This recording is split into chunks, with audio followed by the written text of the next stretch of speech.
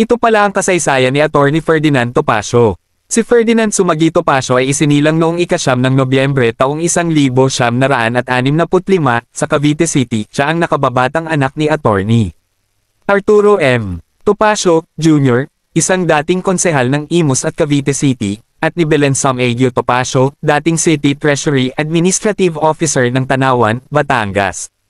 Nag-aral si Topacio ng Bachelor of Arts in English sa San Sebastian College, Cavite at nagtapos with honors noong 1987. Pagkatapos, nagpatuloy siya sa pag-aaral ng abogasya sa University of the East at natapos ang kanyang Bachelor of Laws Honorable Mention noong 1992. Nakapasa siya sa Philippine Bar Examination noong ika-14 ng Mayo taong 1973. Nagsimula ang karera ni Topacio sa Office of the Vice President of the Philippines bilang Special Assistant ni Vice President Salvador Laurel. Siya rin ang naging Special Legal Counsel ni Manila Mayor Alfredo Lim mula 1993 hanggang 1998.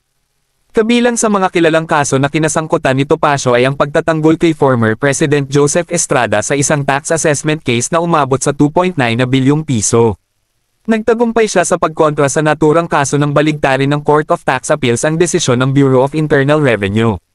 Siya rin ang naging lead counsel para sa pamilya ng mga biktima ng Mama Sapano Clash, kung saan nagsampa sila ng kaso laban kay former President Benigno Aquino III para sa reckless imprudence resulting to multiple homicide.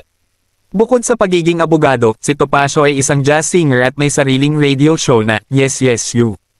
Topacio, sa DWIZM. Siya rin ay naging bahagi ng entertainment industry bilang legal counsel ng ilang mga kilalang personalidad. Siya ay kasalukuyang tumutulong sa party list group na LAD para sa mga karapatan ng LGBTQ dagdag community.